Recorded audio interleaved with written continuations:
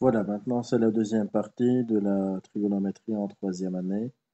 Donc maintenant je vais faire un deuxième problème qui sera un tout petit peu plus compliqué que le premier, mais c'est assez normal pour pouvoir s'améliorer.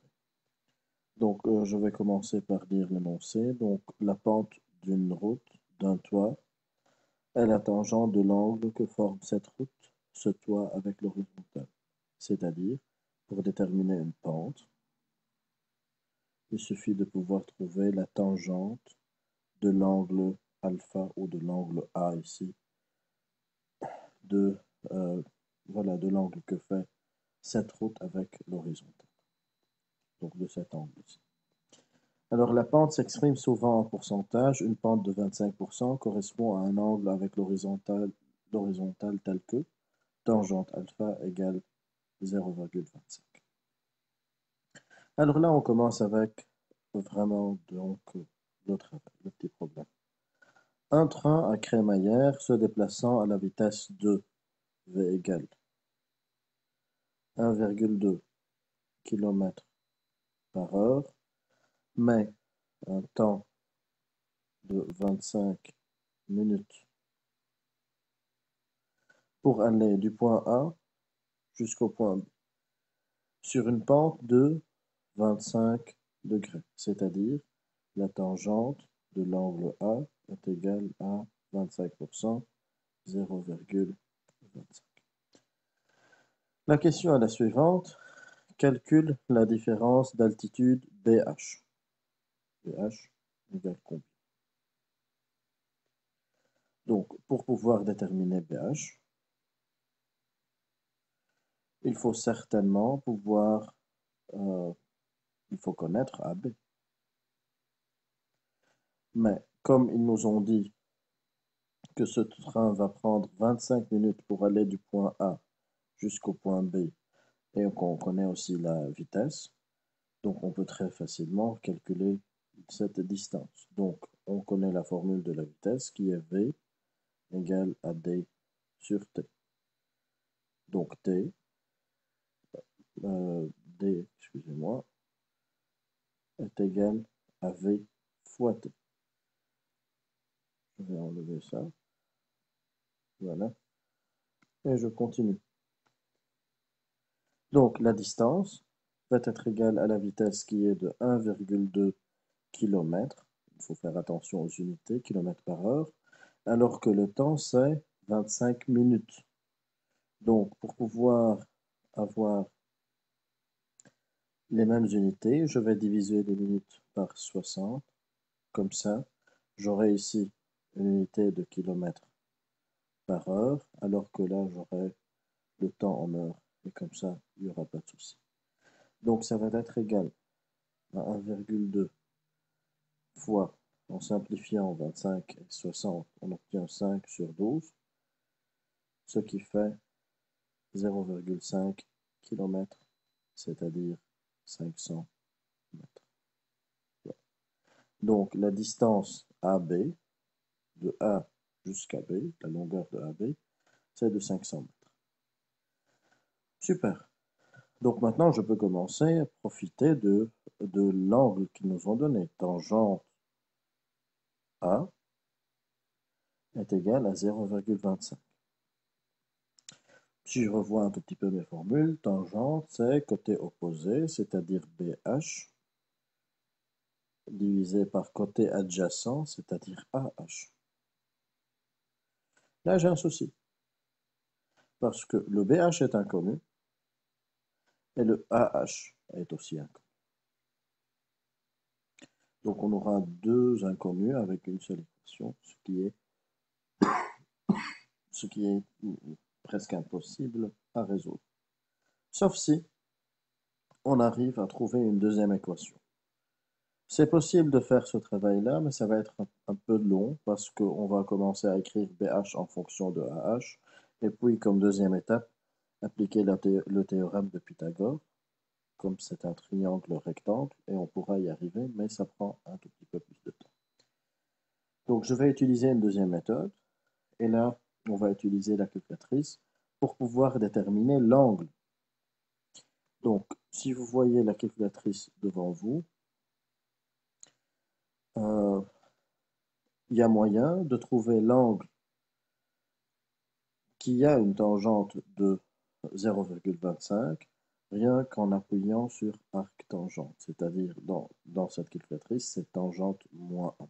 Voilà, ça s'écrit A, c'est-à-dire A tangente. Donc voilà, je vais mettre ici 0,25 et puis j'appuie sur arc tangente et comme ça je peux trouver l'angle qui est un angle de 14,036 degrés, etc. Alors grâce à ça, donc je vais écrire que l'angle A est égal à arc tangente de 0,25 et grâce à la calculatrice, on a trouvé un angle de 14 degrés. Donc si je sais maintenant que cet angle, c'est un angle de 14 degrés, je pourrais utiliser à ma volonté, comme je veux, sinus, cosinus, ce qui me conviendrait le plus. Alors là, qu'est-ce qui est plus avantageux, le sinus ou le cosinus? Donc d'après encore les formules qu'on connaît, sinus, c'est côté opposé divisé par hypoténuse. Côté opposé, c'est-à-dire BH, divisé par l'hypoténuse, c'est-à-dire AB. C'est bien celui-là qui me convient. Donc sinus de A va être égal à BH sur AB. Donc BH est égal à AB fois sinus A.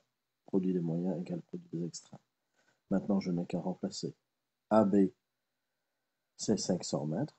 Il est déjà calculé. Et sinus de A, on sait maintenant que l'angle A, c'est un angle de 14 degrés.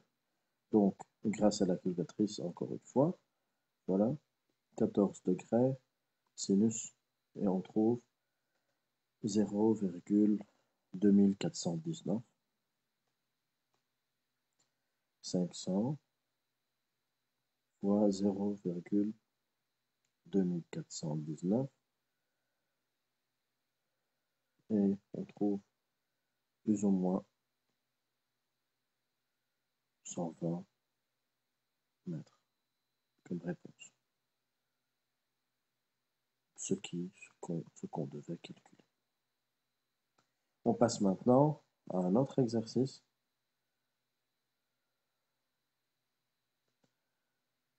Celui-là, il est un peu plus difficile aussi que d'autres parce que là, on va devoir utiliser deux équations à deux inconnus. Donc ça va nous permettre de réviser aussi cette partie de cours. Donc je commence à lire l'énoncé rapidement. Donc là, on vise S. On veut déterminer la hauteur H d'une tour, de la tour. Pour cela, on vise S, c'est-à-dire le sommet d'un point A situé à une distance inconnue. Cette distance, on ne la connaît pas, AH. Du pied de la colline. On effectue une deuxième visée à partir d'un point B qui se situe à 50 mètres de A. Les points S, A et B étant dans un même plan vertical. Donc la question est la suivante, calcul H. Si on sait que SAH c'est un angle de 21 degrés et que l'angle SBH c'est un angle de 17,8. Donc il faut toujours utiliser des triangles rectangles pour pouvoir profiter des formules de trigonométrie. Ici on a bien le triangle rectangle, on en a deux d'ailleurs. Dans le triangle SAH, dans ce premier triangle, je peux commencer à écrire que tangente de l'angle A. Pourquoi tangente? Tangente parce que c'est côté opposé divisé par côté adjacent, c'est le meilleur à utiliser dans ce cas-là. On aura SH sur AH, c'est-à-dire H sur X. je vais faire la même chose, mais dans le deuxième triangle SBH. Dans ce deuxième triangle, la tangente B va me renseigner du côté opposé qui est toujours SH, qui sera divisé cette fois-ci par BH. Donc, ça va être un H divisé par 50 plus X. Parce qu'il ne faut pas oublier que cette distance, c'est 50 et que le reste, c'est X, 50 plus X. Donc, tangente de A, ce n'est autre que tangente de 21 degrés.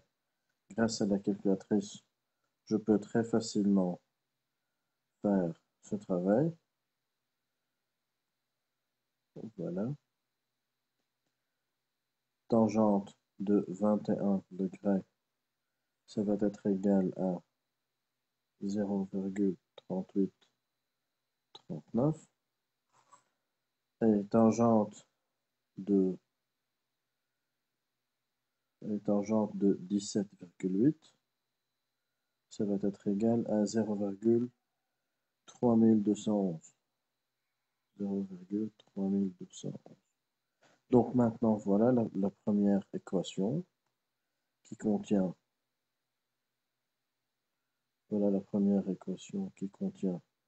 deux inconnus et la deuxième équation qui contient deux autres inconnus.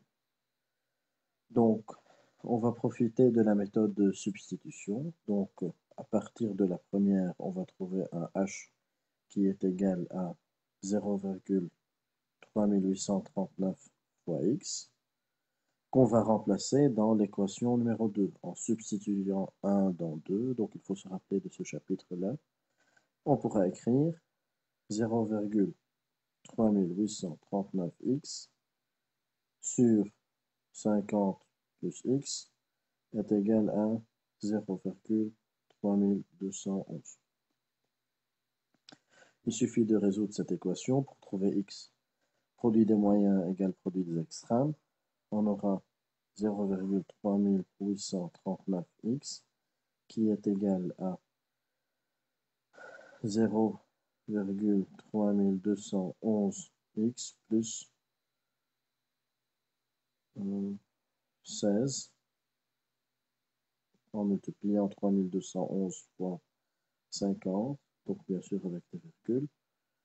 Et là, on va faire passer le 0,3211x de l'autre côté. Ça va devenir moins 0,3211 et la réponse sera 0,0628x qui est égal à 16. Donc x sera 16 sur 0,0628. Ce qui va donner 25,4 mètres. Donc on a trouvé 25,4 mètres pour la distance de x, mais on n'a toujours pas répondu à la question. La question était calcul h. Pour calculer h maintenant, il suffit de remplacer dans l'une des deux équations, l'équation 1, donc le 1 ou le 2. Le 1 c'est plus facile. D'après le 1, on savait que h est égal à 0,3839x. Donc, il suffit maintenant de multiplier 25,4 par 0,3839 pour trouver 9,77 mètres. Donc, ce qui doit être la hauteur de cette tour. Voilà.